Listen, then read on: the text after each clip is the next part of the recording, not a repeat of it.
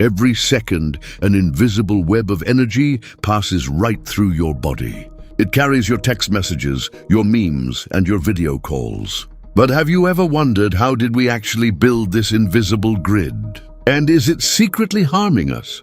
In recent years, terrifying stories have gone viral. Rumors claimed that over 20,000 birds mysteriously dropped dead straight out of the sky near cell towers. Even crazier, a former telecom worker once took a literal army tank and went on a rampage to destroy these towers himself. Was it a freak coincidence, a moment of madness, or a dark warning about our connected world? Today, we are breaking down how mobile signals are actually made. We will look at the wildest real-world stories and conspiracy theories out there, and we will explore what science really says about your safety. To understand the danger, we first need to understand how it works. Mobile signals weren't invented overnight. They are built on radio waves, which are a type of electromagnetic radiation. Think of it like this. When you make a call, your phone converts your voice into a digital code. Your phone then sends this code through the air as a radio wave. This wave is picked up by a local cell tower network. The tower passes that signal through underground fiber optic cables across the globe to another tower. That tower then beams it directly to your friend's phone. As we went from 1G to 3G, 4G, and now 5G, engineers didn't change what the signal is. They just increased the frequency so we can download data faster. But as these towers multiplied, people started getting scared. With the rise of modern networks, conspiracy theories exploded. People claimed mobile towers cause everything from brain damage to controlling our minds. But the most famous myth involves mass animal deaths. You might have heard the viral story where thousands of birds allegedly dropped dead mid-flight due to radiation. But what is the hidden story behind this? Take the wild, true story of John Patterson from Australia. Patterson wasn't just a random bystander.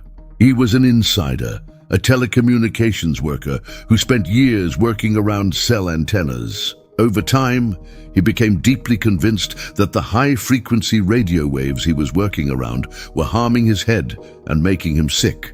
He tried to warn the authorities, but when nobody listened, he decided to take matters into his own hands. He did this in the most extreme way imaginable. He got a hold of a 1967 British armoured personnel carrier, which is essentially an army tank.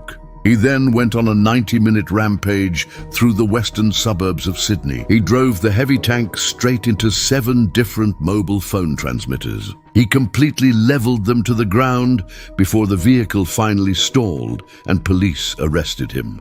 Patterson's dramatic protest caught global media attention, but it also raised a massive question. Was he right? Let's look at what happens when you are exposed to these frequencies up close. So, if it's not frying birds, is it frying us? How dangerous is it to human health? Science divides radiation into 2 distinct categories: ionizing and non-ionizing. Ionizing radiation includes X-rays and UV rays from the sun. This radiation has enough energy to break your DNA cells and cause severe long-term illness. Non-ionizing radiation includes FM radio, Wi-Fi, and 4G and 5G mobile signals. According to the World Health Organization and decades of peer-reviewed studies, there is no concrete evidence linking mobile signals to major health risks. The stories of John Patterson and the mysterious bird deaths raise many questions, leaving many people to wonder. Is it possible that 5G is silently harming our health every single second? Ocho said, "They stay within international safety limits." The engineer's symptoms were real to him. This is one of the most common concerns people have today. When people move near a new 5G tower and suddenly experience ringing in their ears, tinnitus, or trouble sleeping, it feels entirely logical to blame the tower. If you want to minimize your exposure to radio frequency energy out of an abundance of caution, here are the best steps to take. Use a speaker or headphones. Avoid holding a phone directly against your skull for hours during long calls. Don't sleep with your phone under your pillow. Keep your phone on a nightstand a few feet away from your head while you sleep.